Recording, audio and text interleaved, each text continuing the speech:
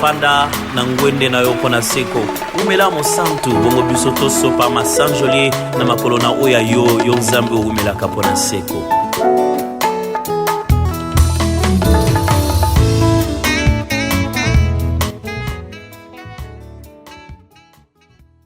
Omoni mokuwa na fulu koseka yango te zakina misuni. Ekozo ngape misuni. Amato ya koyoka. Ayoka. Chacun de nous puisse prier dans son cœur. Moko na mususu angumbi motu abondeli na sena motema na ye. Qu'il dispose votre cœur afin de recevoir quelque chose. Otiki motema na yo nzambe akamba yango pweto yamba eloko songolo. Prions tous ensemble. Tobondeli elongo. Yawe nzambe. Na bonzi motema na ngepa ina yo. Olo na yaki pamba. Na kokite liboso na yo. Kasi nzambe. Tike tolobela motema na nga. O corriger yango edike. O bikisa yango nkolo. Pwete yo lobi ete. Kaka na nzela na molimo santo. Ndeto koyeba kososola o ya yo. Yango nkolo na mibonzi. Salanga yo yo. Lobela ngai. Corriger edike enseigner. Pwete bobele yo. De tokozwa nyonso. Kosi. Ngonga o na sena kontrol. Kaka yo mususu te. Bobele yo. Na tikiyos.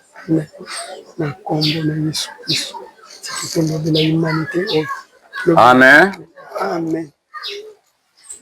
Je sais que l'esprit de Bola n'est pas avec nous. Mobate alobi asosoli eke molimo ne Bola eza na biso te. Amen. Alors nous pouvons nous saluer les uns les autres. Tokoki ko pesa na mbote moko na mususu.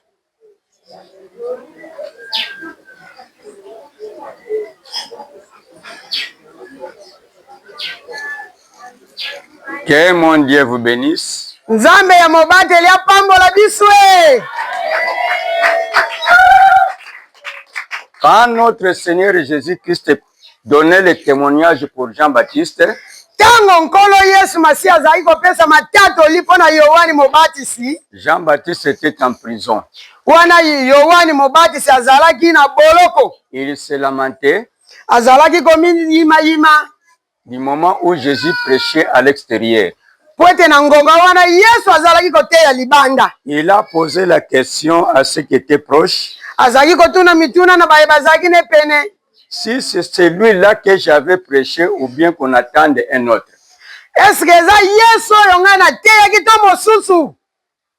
Jésus avait dit. Vous savez ce que Jésus avait dit?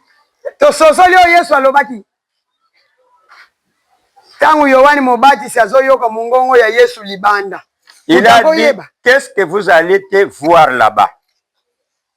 Qu'est-ce que vous alliez voir? Non, allez voir. Un homme vêtu qui est comme un roseau.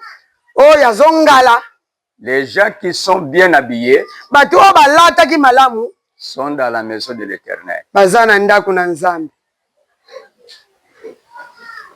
Parmi les enfants qui sont nés de femmes, celui qui est plus que Jean-Baptiste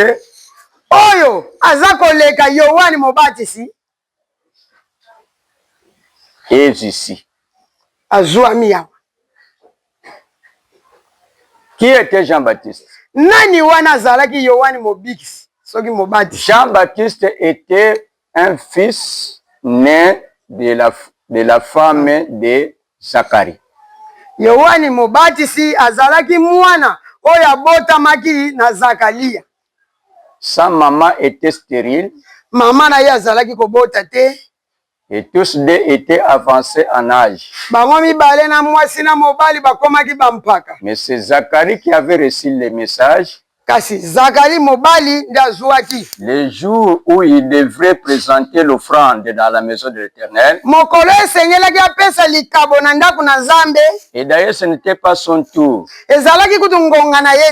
Il a été élu par Fiko Koko Maleke Koko Maleke Fiko.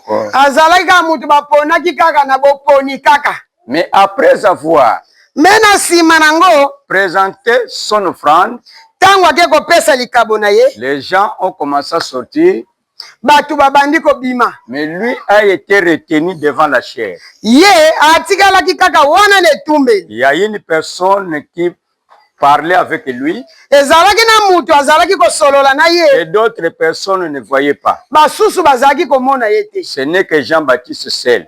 Kaka ye moko ndazalaki ko mona mutu yango. Et cette personne-là mutu yango était venu avec un message. Ayagi na sakoli. Ce message-là, masakoli yango, pour nous dire tout simplement que si nous arrivons à cette époque, pona koyebise kake tangu tokokoma na ekeke oyo, ta femme qui est stérile, mwasi na yo ya botaka te, concevra. Akozwa zemi. Et Zacharie, Zakaria, il ne pouvait pas recevoir cette parole-là. Andimaki penza ko yamba maloba parce que tous deux étaient déjà vieux en âge. Poete bangomi balena mwasi na mobali bakomaki bampaka. Il n'avait plus encore cette sensation-là d'être en couple. Bazalaki susu kutu na makoki wana te ya kozala lisusu na bosala. Là, je lui dis que c'est moi qui te l'ai dit.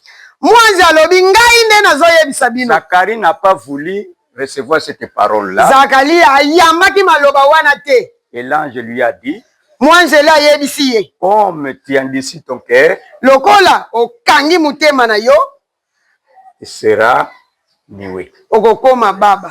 Jusqu'à ce que cet enfant-là va naître. Tino mwana wana akobota ma okozala voilà papa. Comment Jean-Baptiste était venu. Tala lolenge Yohane Mobatisi ayela. Et quand Élisabeth avait conçu, tangu mama na ye akomaki na zemi, l'enfant ne bougeait pas. Mwana zala ko ningana te. Dans le sein de sa mère. Na kati na libumu na mama. Élisabeth était dans le désert. Elisabeth azalaki ne sobe. Implora le Seigneur. Akeleki kolela nkolo. Pour que le bébé puisse bouger. Poete mwana na libumu ningana. Dans cette même époque, nangonga wana kaka. il y a une femme aussi qui avait reçu un message. Ezalaki pe na mwasi moko ayambaki pe bisakoli. C'était Marie. Ezalaki Malia. Et Marie, le message aussi lui était fort. Malia pe masakoli ezalaki motuya. Elle n'était pas encore mariée. Poete azalaki nano abali te. Malgré il avait un fiancé. Atako azalaki na molonga. Je ne suis pas encore marié. Mais basanganaki nano te na Comment libala. dois-je accepter de recevoir une grossesse dont je ne connais pas le père? Yalobi lolenge nini nakoyamba ye zemi ona yebeli kutu tata te. Et l'ange lui a expliqué Mwanje alobi na ye que le Saint-Esprit te couvrira. Molimo santo ekozipika yo. Marie a dit, comme je suis la servante de Dieu, Marie alobi bon lokwa naza mosali na yo, j'accepte que cela se fasse. nandimi esala mabongo. Et quand Marie avait accepté, Tangu Malia ndimaki, elle a prouvé une grande joie dans son cœur akutanaki nesengo makasi pour na aller motema na ye. visiter sa grande sœur Elisabeth. Azwaki nzela kokee kokutana ndeko na mwasi Quand il a Elisabeth. rencontré Elisabeth, Tangu bakutani na ye, il a salué apesi ye mbote. au moment, Na ngonga wana, à cet instant-là, kaka na ngonga wana, qu'Elisabeth avait reçu la salutation, o Elisabeth ayambaki mbota Malia, le bébé s'est sauté dans son ventre. mwana azako ningana te ningani na kati ya libumu. Elisabeth a commencé à prophétiser. Elisabeth abandi kosakola. Que tu es une femme la bienheureuse de toutes les femmes. Ke ozali mwasi ya esengo na katikati na basi nyonso. Voilà comment Jean-Baptiste était venu. Tala lolenge Yohane Mobatisi ayaki. Et cet enfant-là, Mwana yango croissait akolaki en sagesse, na mayele, en grâce, na ngolu, en stature, comme Samuel aussi. lokola Samuel pe. Samuel chapitre 3, je crois, verset 19. Samuel 3:19. Et Samuel, on peut lire ce verset biblique parce qu'il nous est Samuel important. 3:19. 1 Samuel chapitre 3, verset 19. 1 Samuel chapitre 3:19. verset 19, je le note. Samuel grandissait. Samuel abandaki kokola. L'Éternel était avec lui. Zamba zalaki na ye. Et il ne laissa tomber à terre aucune de ses paroles. Ngonga moko te akwesaki ata liloba na Il ye. ne laissa tomber. Il ne laissa tomber. Oui, tu peux reprendre. Toujours. Oui, il ne laissa tomber. Samuel grandissait. Samuel abandaki kokola. L'Éternel était avec lui. Zamba zalaki na ye. Et il ne laissa tomber à terre aucune de ses paroles. Akitisaki maloba na ye ata moko te. Continue. Tout Israël depuis Dan jusqu'à Beersheba reconnut que Samuel était établi prophète de l'Éternel.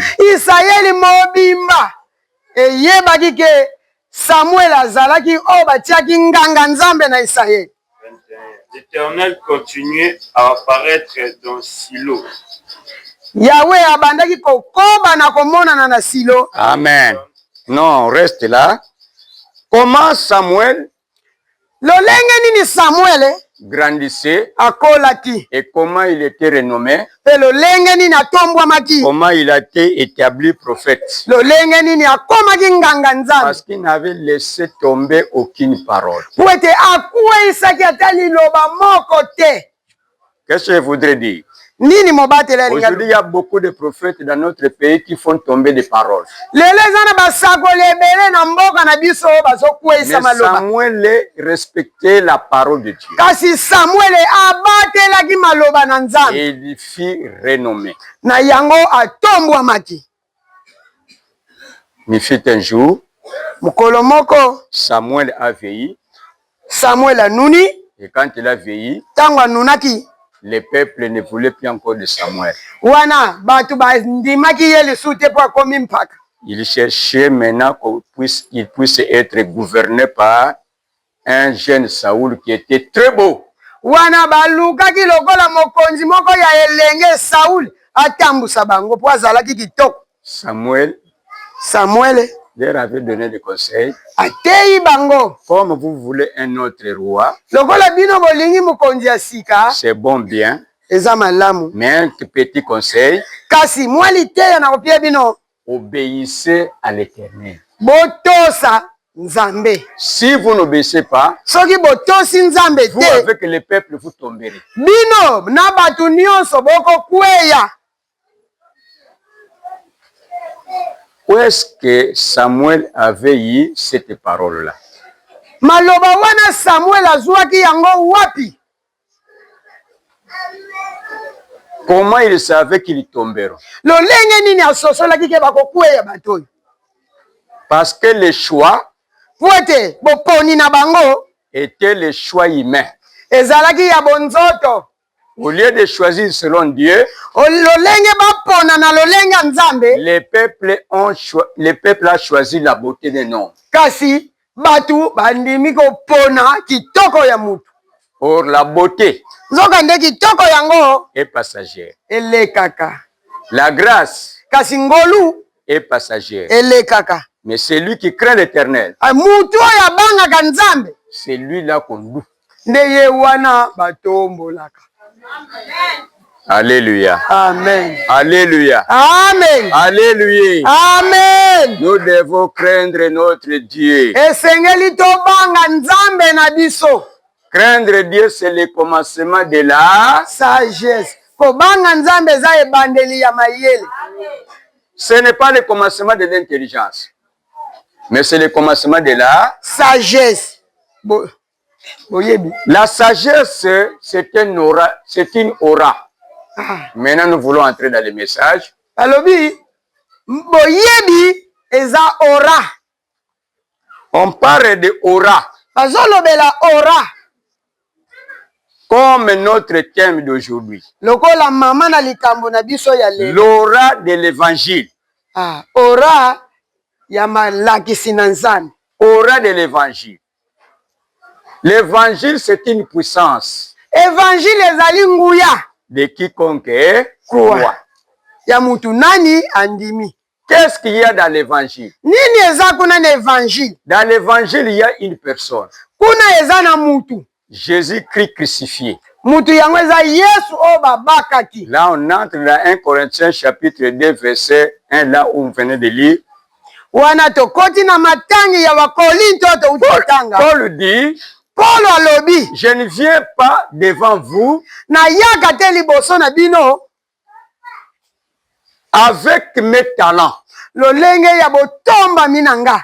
Parce qu'il était un docteur, Po ete azalaki mutu ya mayele. mais il était docteur de la loi. Kasi azalaki mutu ya mibeko. Dans ce moment-là, il est devenu un apôtre de Jésus-Christ. Na ngonga wana akomaki toma na Yesu Kristo. Il ne voulait pas mettre toute son intelligence acquise quand il était roi Wana alingaki te kotia Pour se faire voir que moi je suis grand. Et ce qui était comme préoccupation de l'apôtre Paul, que les gens connaissent que Jésus-Christ crucifié. Ils n'ont pas de Jésus-Christ crucifié. Parce qu'il y a des Jésus qui n'étaient pas crucifiés. Mais lui, il parle de celui qui a été crucifié. Donc il ne voulait pas savoir autre chose auprès de tous ses disciples ou au peuple à qui il enseignait la bonne nouvelle. À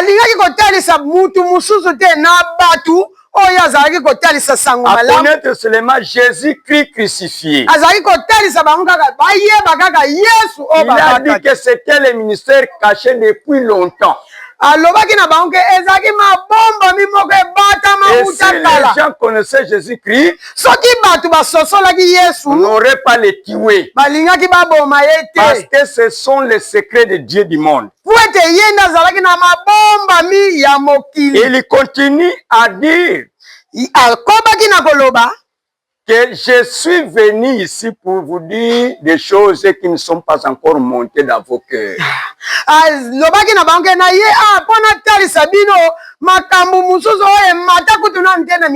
Ce que vos oreilles n'avaient pas encore entendu. Ce que vos yeux n'avaient pas encore vu. Les choses que le Saint-Esprit nous révèle. Oh, Salomon avait dit, un peuple qui n'a pas de révélation, c'est un peuple qui tombera. David avait dit, la révélation de Dieu éclaire l'intelligence des humbles. L'œuvre de Dieu, ce n'est pas une œuvre des orgueilleux. C'est une œuvre de ceux qui sont humbles. Qui ne veulent pas faire voir leur grandeur. Mais qui veulent que Dieu puisse faire voir leur grandeur. Notre grandeur, ce n'est pas l'âge. Notre grandeur, ce n'est pas l'expérience. Notre grandeur, ce n'est pas la taille. Mais notre grandeur, c'est la taille du Saint-Esprit. Alléluia. Amen. Je vous ai toujours dit que nous avons 3 tailles. Il y a la taille que moi j'ai maintenant. Si demain tu me vois très long comme pasteur bienvenu, j'ai porté des chaussures. Alléluia. Amen. Alléluia. Amen. Donc la taille que j'ai maintenant, j'ai atteint ma taille suffisante. Je ne peux plus encore ajouter une taille au-dessus de moi. Et cette taille ici a une fin.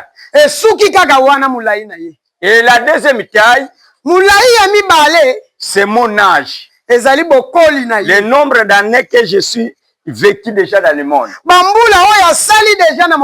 Et cet âge-là change à chaque seconde. Il prendra fin si je suis mort. Mais la terre spirituelle, à chaque seconde, je suis en train de monter. Je suis en train de monter. Même si je mourrais, ma terre spirituelle parlera toujours.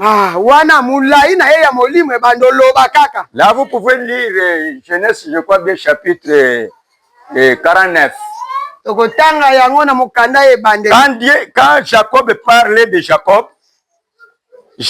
parlait de Siméon. Il parle aussi de Lévi. Au moment où il bénissait ses enfants prophétiquement,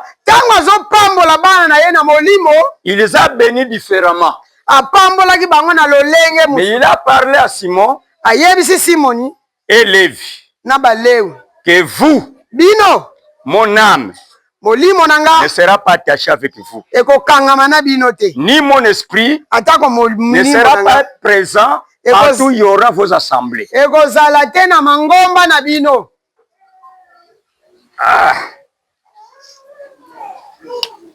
Mon âme ne sera pas attachée à vous. Molimo na nga ekokangama na bino Ni te. mon esprit ne sera pas dans vos assemblées. Amen. Qu'est-ce que Jacob voudrait dire? Eloko nini Yakobo alingaki aloba? Il voudrait nous parler de l'aura qui se trouve dans le sang Alingaki alobela ora oto yekolaki mukolo et wana ce qui se trouve dans l'esprit. oyo eza na makila pe oyo eza na molimo. Quand je parle de l'aura, Tango bazolobela ora je parle de l'énergie spirituelle bazolobela molimo moko ya molimo qui se trouve dans un homme en général. oyo ezuamaka na nzoto na mutu nyonso. Chaque homme au monde Mutu nyonso na mokili étant créature de Dieu, oyo akelema na Nzambe, créé à l'image de Dieu, oyo akelemi na lolenge ya Nzambe, à sa ressemblance, na lolenge na Nzambe pour dominer po ete akonza sur les oiseaux, na bandeke sur les poissons, na bambisi sur les animaux na et banyama sur les reptiles. pe na banyama. Chaque personne Mutu yango en lui kati na ye a toujours quelque chose de Dieu. azalaka na eloko ya Nzambe, Même s'il n'a pas le Saint-Esprit de Dieu, atako aza na molimo santu te, dans son sang, na makila il y a quelque chose de Dieu. eza na eloko ya C'est Nzambe. là où je parle de l'aura. Nde esika mobateli azolobela Dans la Bible, kuna na il y Bibilia a beaucoup d'hommes de Dieu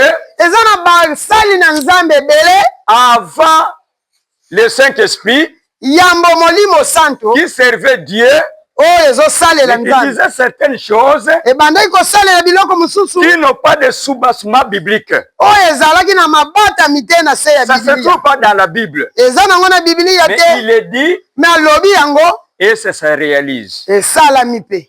Parlons de Élie. Soki totali likambo na Eliya Qu'est-ce qu'il avait dit? alobaki nini Quand il a vu le péché au monde, ntango amonaki masumu ekomi na monter mokili, comme Sosacom, amonaki masumu ekolaki kokola, il a dit Dieu, alobi Nzambe, si moi je suis ton serviteur, soki nga naza mosali na yo, que la pluie ne tombe plus mbula enoka lisusu te pendant 3 ans et 6 mois. mbula misatu na sanza Il y a un motoba verset biblique. etalaki C'est kutu sorti Bibilia te, pour la première fois de sa bouche. ebimaki kaka na munoko, Et Dieu a accepté ça. Nzambe pa ndimi yango. C'est là où je parle de l'aura. Nde esika mobateli Une azolobela ora énergie spirituelle ezalaki na molimo qui se moko trouve dans un ekelama homme oyo ezwami na nzoto ya mutu comme lokola une force de réserve lokola makasi moko que Dieu a babatanisa préparé pour cet homme-là. oyo Nzambe abomba mpo na mutu Au yango moment où il en aura besoin, na ntango akozala nango mposa et Dieu peut le donner, Nzambe ye moko apesi ye yango soit pour se défendre, ntango mosusu mpo amibatela, soit pour éclairer l'intelligence des hommes. ntango mosusu mpo alakisa bato Et mayele c'est là vous voyez au village, yango namonaka na bamboka il y a des papas qui n'ont pas étudié, eza na batata mosusu mais batanga quand te, il y a un problème dans un village, me ntango likambo ekwei na on mboka va chercher ces papas-là bake koluka tata ya pour bongo résoudre ce problème-là po ete aya kobongisa likambo avec des proverbes. na masese. Mais il n'a jamais lu la Bible proverbe. Mais papa yango atanga nano ata Bibilia Mais te il mena arrange un masese. problème là où il pouvait y avoir des guerres, Bisika bato bakoki kowelana mais la guerre a disparu. okomona bitumba ekatani. Et il va parler par des proverbes. Akoloba kaka na masese. Quelque chose que nous avons vu d'étrange ce matin, Eloko moko ya bokesani tomoni na tongo na je lelo. crois que c'est pour la première fois. Mobate alobe ezambala yambo. Vous avez vu comment Papa Franck a intervenu. Bomona ki ba Frank lolenge nini alobe. Est-ce que c'est un pasteur? Non, C'est un disciple. non. Mais comment il a vu quelque chose? Alléluia. Amen. Comment il a vu quelque chose? Lolenge nini amone makambo ya lobi. Et ce n'est pas pour la première fois que ce papa-là a intervenu concernant ma vie.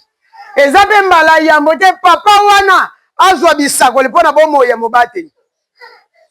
Mais c'est quelqu'un qui boit du vin. Mais aza mutu moko tu oh boyebi bien otakendaka. Alléluia. Amen. C'est un buveur. Ah oui. Mais Dieu lui parle. Mais Nzambe alobelaki mbala na mbala mpona mobateli pe salami. Mais si Dieu lui parle, Siko soki nzamba lobela. Comment nous qui portons chaque jour la Bible? Lolenge nini biso ba to mema ka mona sali peka. Nzamba lobela biso te. Alléluia. Amen. Est-ce qu'on peut clamer le Seigneur? Tokoki ko betela nkolo maboko.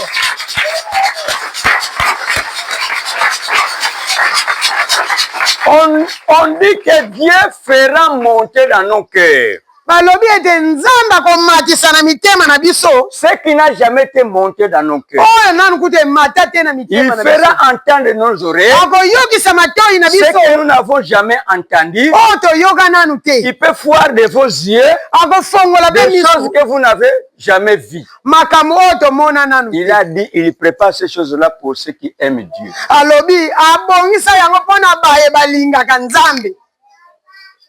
C'est là où j'ai parlé de l'énergie en réserve. Nesika mobatela azolobela moi lolenge babomba. Et cette énergie-là Lolenge yango ne fait qu'augmenter à chaque instant que vous êtes en train de servir Dieu. emataka ndambu ntango ozosalela nzambe. Donc Dieu fait des économies de tes énergies quelque part. Nzambe abombaka mwa quantité na mupanzi. À chaque fois que nous servons Dieu, Ntango ozosalela ye, j'ai ma compte part devant Dieu. nzambe kuna azobombela yo. Même si aujourd'hui je ne suis pas payé, Ata lelo bafuti yo te. je sais que j'ai quelque chose à mon Dieu. Me oyebi ke nzambe azobombela ngai. Il cherche le bon moment Azolika ngonga malamu pour me la donner. wana kopesa ngai yango. C'est une énergie que Dieu garde, Ezali mabomba mi Soit oyo nzambe pour ton abombelaka bien. biso. soit pour ton bien, Ntango mosusu mpo na bolamu, soit pour ton mal. ntango mosusu mpe mpo na Parce mabe. que Dieu ne fait jamais du mal. Po ete nzambe asalaka mabe Tout ce te. qu'il fait que ça soit mal à vos yeux, Nyonso oyo asalaka ata eza mabe na miso na yo, devant Dieu c'est toujours bon. me epai ya nzambe eza malamu. C'est là Paul dit dans Romains chapitre 8 verset 28. Esika Toma Paulo azoloba na mukanda ya Baloma, Qu'est-ce que Paul a dit? Romain 8. Romains 8 verset 28. Romains chapitre 8, verset 28, je viens de dire. Amen. Nous savons du reste que toute chose concourt au bien de ceux qui aiment Dieu. Nous savons du reste. Toyebi ke Qu'est-ce qui nous reste? nyonso oyo etikali, Il y a des choses qui restent. eza na biloko oyo etikala. Mais tout cela qui reste Me nyonso wana etikali, n'est pas jeté. eza ya kobwaka Dieu te. les garde quelque part. Nzambe abombaka ngo. Parce que vous en aurez besoin Po un ete jour. ayebi ke okozala na posa nango C'est mokolo pourquoi mosusu. c'est Dieu qui sait très bien garder pour nous. Na yango wana mobombi malamu ezalaka Nous ne savons nzambe pas mpo na bien biso. garder. Biso toyebi obomba te. Prenons un petit exemple. Tozwa mwa Un ndakisa. papa qui reçoit aujourd'hui son salaire, Papa moko azwi lelo mosolo c'est bafuti ça. ye. On lui a payé $100. Bafuti ye $100. Il arrive à la maison, Akomi na ndako. on lui apprend que ton enfant est gravement malade à l'hôpital. Bayebisaki mwana no na nsima atikali kobela makasi Et bamemi ye les na $100 lokuta. là étaient comme une provision de la maison. Lukasa wana ezalaki mpo na mabomba mi ya Mais ndako. qu'est-ce qu'il va faire de ces $100 du moment où l'enfant est gravement à l'hôpital? Sikoyo mbongo wana kosalela ngo nini na ngonga wana mwana azobela Il makasi. va acheter un sac de foufou. Non. Qu'est-ce qu'il va faire? Akomema na lupitalo kote mwana obela. Ah, est-ce que l'argent était prévu pour la maladie de l'enfant? Est-ce que mbongo wana babombaki yango mpo babilisa mwana? Est-ce que c'était un bon moment? Parce que l'argent était prévu pour le sac de foufou. Ah oui. Mais maintenant, ça s'en va À pour la l'hôpital. maladie. Oui. C'est que le moment n'était pas Favorable. Bien que tu dirais que si je n'avais pas $100, Ata kolobi ke soki bafutaki nga mbongo te. on t'a volé les $100 là. Bayibi yo mbongo. Po li yango te.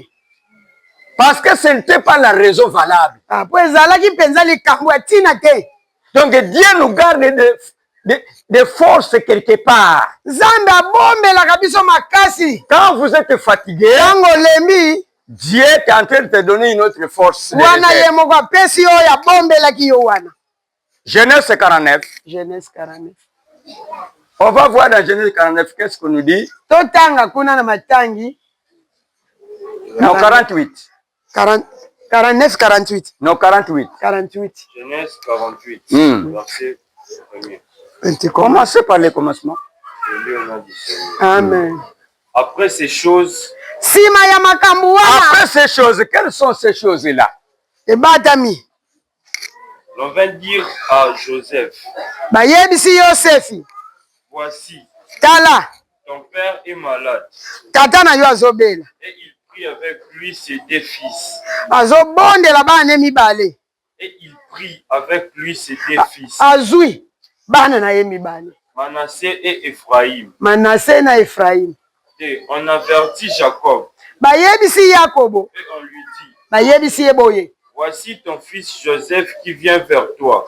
tala mwana yo Yefu aye liboso na yo. Et Israël rassembla ses forces. Aisraele basangisi makasi na bango, Assis sur son lit. bavandi na mbeki. Israël rassembla ses forces. Israele basangisi makasi na bango, Israël, asangisi. il est seul. Oui. On parle d'Israël seul. Ok. Et Israël rassembla ses forces. Israele asangisi Et makasi. s'assit sur son lit. Avandi na mbeto na ye. 3. Jacob dit à Joseph, Yakobo alobi na Yosef, le Dieu Tout-Puissant m'est apparu à Luz. Nzambe na nguya amimonisi na ngai. Dans Tu les peux pays lire le de texte Canaan. jusqu'à la fin, mais j'ai besoin seulement du premier verset biblique. Tanga Là, on nous parlait de Jacob. Oui. Jacob était déjà fatigué. Yakobo azalaki anuni, Donc, il était proche de la mort. azalaki kozela liwa, Il était déjà endormi dans son lit. azalaki ya kolala na mbeto na ye, Mais il a appris kasi ayoki que son fils Joseph mwana na ye est Yosefu venu avec ses 2 enfants. aye na bana na ye mibale.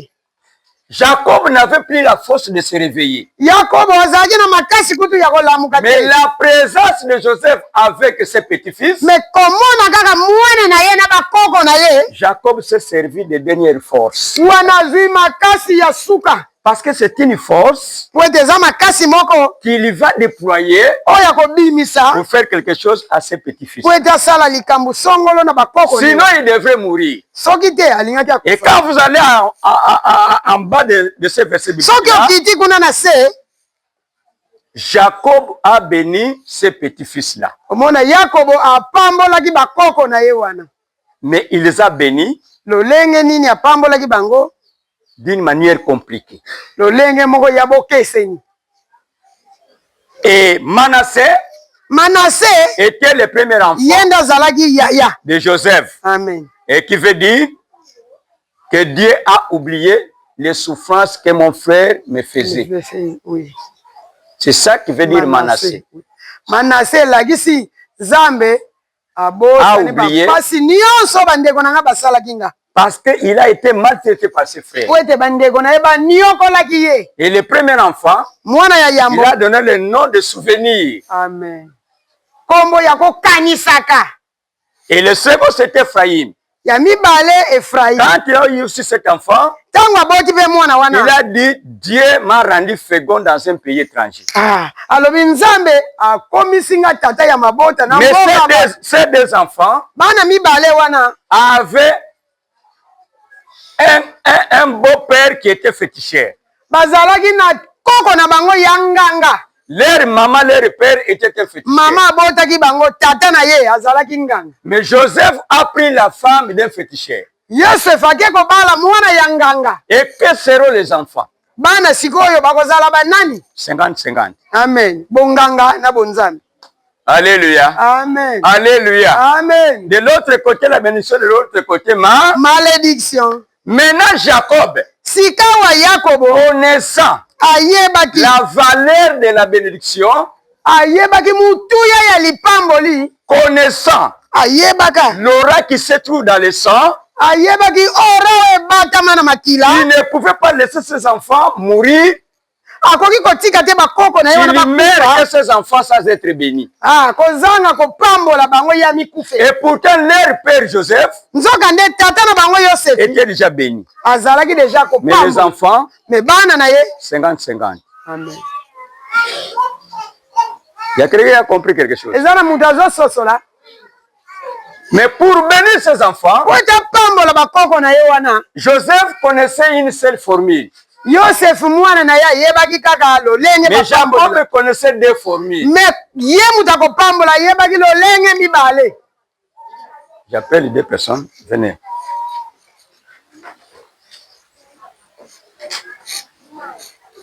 Je parle de l'aura. Je parle de l'énergie spirituelle ou d'une puissance que Dieu réserve pour ceux qui l'aiment. Ok. Mobateli azolobela mwa mabata mimoko ya molimo onzamba bombelaka ba oyo balingaka ye. Qu'on peut seulement s'en servir au moment opportun. Okoki kosalela ngo kaka na ngonga oyo oza na tina nango. Voilà, j'appelle les pasteurs et juniors. Oui. Ce sont ces deux enfants. Bana mibale oyo tala lokola ke pasteur ne Joseph. Ba oyo nde bana na ye oyo koko na bango. Ce sont ces deux enfants. Amen. Maintenant, l'aîné doit se trouver du côté droit. Tala mukolo faza na loboko mobali. De la main droite du papa. Amen. Qui sera l'aîné ici? Soki totali bango mibale kwa balobi mukolo ko na loboko mobali. Siko bango mibale mukolo nani? Freli azana à droite. À droite. Du papa. Na droite ya koko akopambola. Non, non, non. Ya papa pasteur. Ok. Donc c'est lui qui est l'aîné. Ok. Lui c'est Ephraïm. Oui. Lui c'est Manassé. Ok. Maintenant c'est moi qui dois bénir. Ok. C'est moi Jacob. Papa sikoyo koko alinga pambola ba koko na ye. Alléluia. Amen. Alléluia. Amen. Joseph savait seulement Joseph ayebaki ete que c'est l'aîné qui doit être béni. lipamboli ofo bapesaka na mukolo. Voyez? Amen. Le petit doit attendre le grand frère comme Esaü. Ok. Yoleki, zela. Mais maintenant, qu'est-ce que Joseph doit faire? Parce que Joseph savait que c'est la main droite qui bénit. Ok. Lokola Joseph kolo bana, yebeke papa ko pambola bana ko salela kaka loboko mobali. La main droite. Loboko mobali. Pour l'aîné. Yango wana na ko tia kaka yaya na loboko. Qu'est-ce qu'il va faire? Akozwa yaya tie na loboko. Tel que moi je suis dans sa position ici. Qu'est-ce qu'il va faire pour ces deux enfants? Pour que je puisse bénir l'aîné. Il faut azwa oyo mukolo atie na loboko mobali. Bon, fais le geste. Pasteur, mwana na mukolo tie na loboko mobali. Parce que c'est cette main-ci qui va bénir. Oui. Ce n'est pas cette main-ci. La bénédiction, c'est cette main-ci. Oui. À la droite du Père. Ok. Alléluia. Amen. Jésus est à la droite du Père. C'est cette main qui bénit. Amen. Ça, c'est pour la grâce.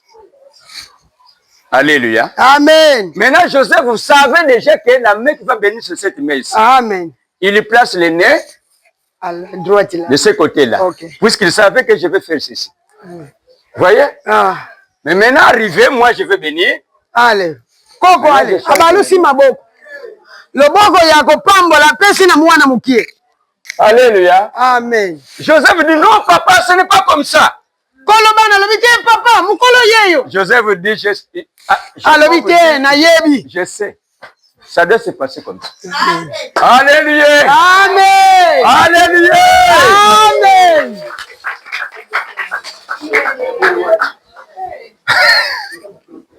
Joseph akena makanisi. Joseph maintenant c'est la mente. Que papa a mal fait. Papa pamboli mabenga na la. Mais Jacob dit je sais. Voilà l'homme qui a aura. Il ne fait pas les choses comme tout le monde. Il fait les choses selon l'Éternel tel qu'il les révèle. Et c'est ce que Jésus avait dit. Dans Matthieu chapitre 20. Jésus a créé un trouble avec les travailleurs. Il donne une parabole. Il dit qu'un papa qui avait un grand champ, mais il voit au Congo, il y a trop de chômeurs. J'ai un grand champ. Mais qu'est-ce que je dois faire? Bon, je vais louer les gens. Le matin, on est venu louer les gens à Kimfuta pour aller travailler. Mais le travail était toujours très grand. Il est venu encore louer d'autres qui jouaient à la carte. Ah, yeko zonge na ba musuka Ça, c'est moi zobeta qui l'ai carte dit. na bango. Ils sont partis. Akena bango. Mais les chats étaient Musala toujours ezo sila kaka. il est venu louer ceux qui font la discussion de politique et de constitution. Oui, azongi na balabala ba tele maga maloba loba. Avec des constitutions. Ah oui. Il les a menés au travail. Amemi bango lisusu. Il voit que les chats étaient toujours Musala ezo koba kaka. il est venu pour la 4e fois. Azongi mbalamine. Il a loué les gens Bendi jusqu'à batu. 12 heures. Bakomi na On ngonga a, zomi na on a mibale. terminé. Musala esili. Maintenant, c'est l'heure de donner le salaire. Siko alingi afuta bango. Cet homme-là Mutu wana commence à payer à chacun $1. afuti moko $1. Aleki sili mutu te. Même ceux qui Attends, il y a étaient qui tombe. venus 6 heures. Ozwaka $1. C'est de 9 De heures. 10 heures. $1. C'est de 10 heures. $1. C'est de 12 heures. $1. Qu'est-ce qui arriva au milieu de ce peuple-là? Bato bayaki liboso bakotomboka. Na ngai na sali ebele. Seigneur, moi j'étais là pour 6 heures. Banda tongo $1 ndenge moko na bayeka sikoyo. Na oya pikuli ka lititi moko. $1. Alléluia. Amen. Est-ce que ça doit te réjouir? Soki yo kosepela nango. Injustice. C'est l'injustice. Ah oui. Jésus, après tout,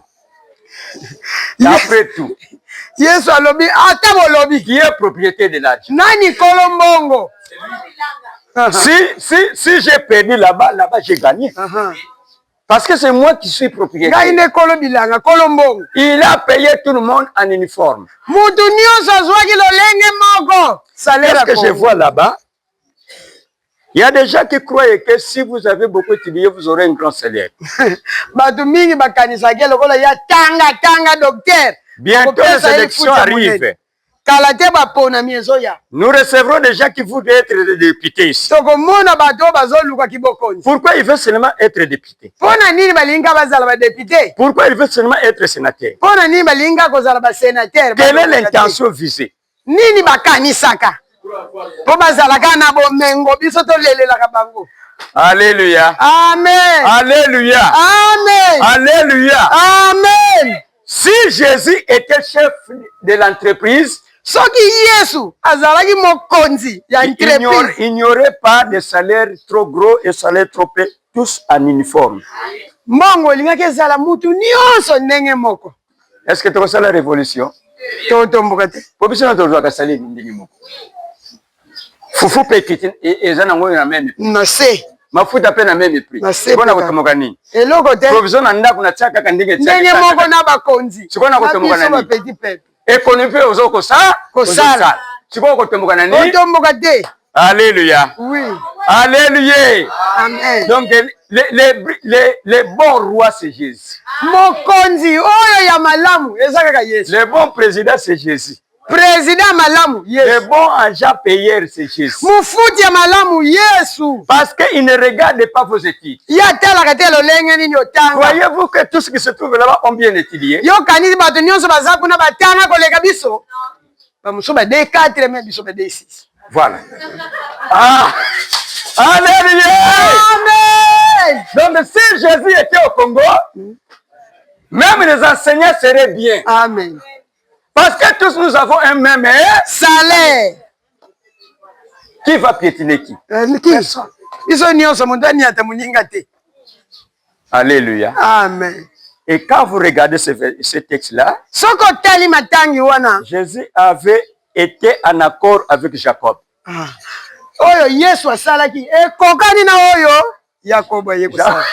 Alléluia. Amen. Qu'est-ce que Jésus avait dit? Les premiers selon les derniers. Oui. Et les derniers selon les premiers. Les Manassés seront derrière. Oui. Et les Ephraïm seront devant. Amen. Alléluia. Amen. Il est vivant. Il est ressuscité des morts. Il faut connaître cette mathématique de la Bible. C'est la sagesse de Dieu. Même si tu n'es pas utile, Tu es ici. Ovandia. Devant Dieu, tu es utile. Liboso na nzambe ozana tina. J'ai toujours dit. Mobateli alobaka mbala na ezalaka na mbala. tina. Na mutu ayebi tina. Tina. Alléluia. Amen. Alléluia. Amen. Dis-le fort à ton prochain. Tina te zakana tina na mutu. Yebisa muninga na yo pene wana tina te. Ezana tina na mutu ayebi tina. Si tu as l'aura de Dieu, soko zana aura ya nzambe, tu es heureux. Oza mutu esengo. Tu ne vas pas te lamenter où les gens se lamentent. Parce que c'est que mon Dieu va créer quelque chose. Il a une intelligence illimitée. Il a une force illimitée. On peut lire Juge chapitre 13. Juge 13. Verset 15. On va s'arrêter là-bas bientôt midi. 13 verset 15. 13 verset 15. Oui. Amen. Manoach dit à l'ange de l'Éternel.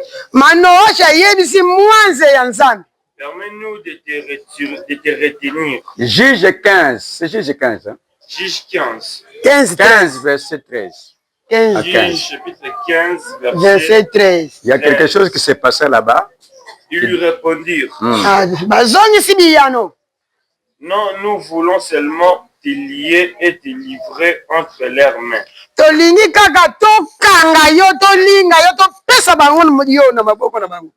ne te ferons pas mourir. Et ils les lièrent avec des cordes neuves. Et les firent sortir du rocher. 14. Lorsqu'il arriva à l'Échi, les Philistins poussèrent des cris à sa rencontre. Alors l'Esprit de l'Éternel les saisit. Les cordes qu'il avait au bras devinrent comme du lin brûlé par le feu.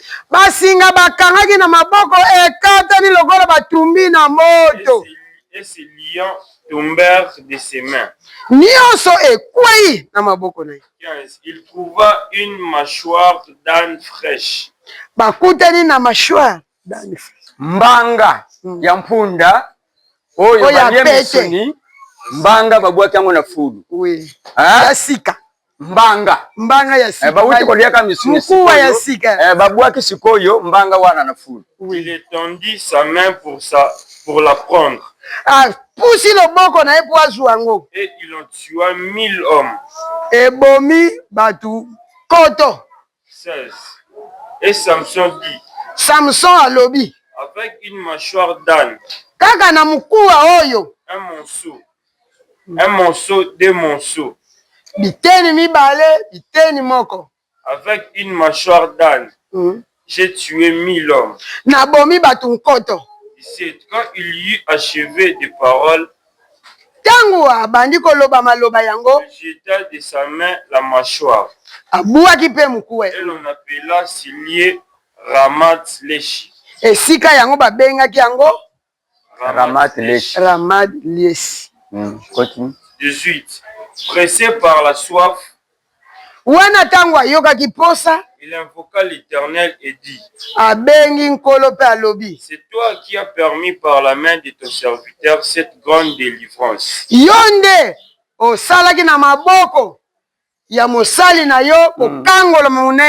maintenant mourrai-je de soif. Et tomberai-je entre les mains des incirconcis. 19. Qui fondit la cavité du rocher qui est à l'Échi.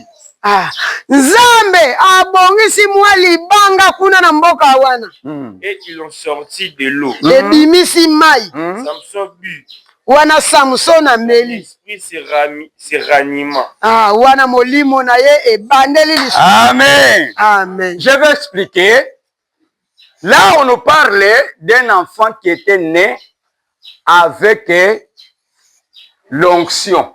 Bazolobela biso mwana moko abotamaki na nguya. Consacré dans le ventre de sa mère. Obanda na libumu ya mama na ye abotami na nguya. Il n'était pas consacré à l'extérieur. Basalelaki yango libanda te me na kati. C'est dans le ventre de sa mère. Na kati ya libumu ya mama na ye. L'enfant est en train de croître. Mwana zokola. Mais déjà consacré à Dieu. Mais déjà si bapambola ye na Nzambe. Déjà je vous parlais de l'aura. Wana mobati azotalisa biso aura. Il y a des gens qui sont devenus des hommes de Dieu. Ils étaient déjà dans le ventre de Dieu. Alléluia. Amen. Il est vivant. Il est ressuscité des morts. Il y a d'autres par l'onction de l'extérieur.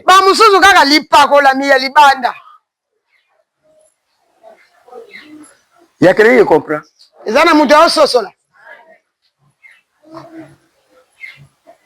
Il y a deux types de serviteurs de Dieu. Lui a l'onction dans les seins de sa mère. Que vous l'empêchez ou pas, il finira toujours à devenir serviteur de Dieu. Alléluia. Amen. Alléluia. Amen. Alléluia. Amen. Que vous l'empêchez ou pas, c'est dans le ventre de sa mère. Ce qu'était Samson.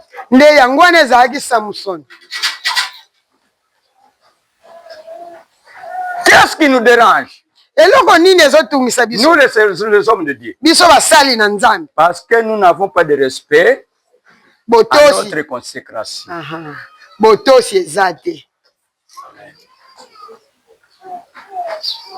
C'est ce qui a tué Samson.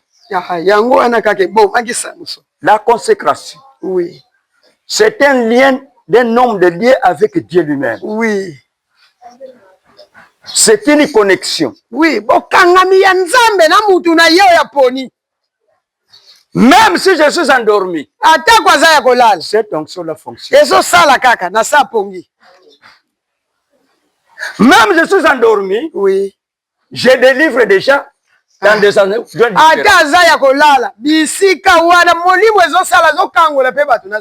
Nani sa lotanga? Ebele. José Belé. Allez, bon nazandoki. C'est quoi lotanga na yaki ngino bulumbu? Te.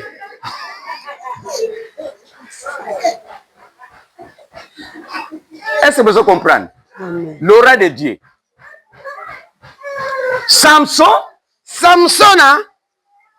est allé aimer une femme dont les parents n'étaient pas d'accord. Mais Dieu a dit, laisse-les. Je vais donner une leçon aux hommes de Dieu. Alléluia. Amen. Même s'il va mourir, mais ceux qui vont rester vont comprendre la valeur de consécration. L'homme que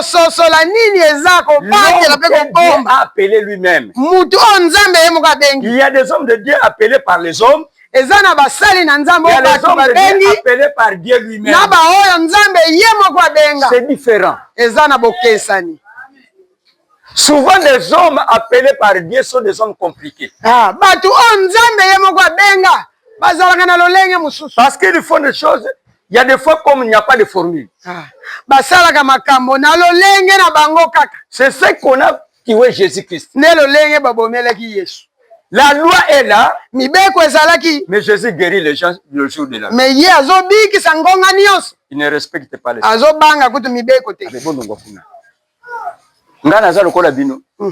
Alléluia. Amen. Alléluia. Amen. Alléluia. Amen.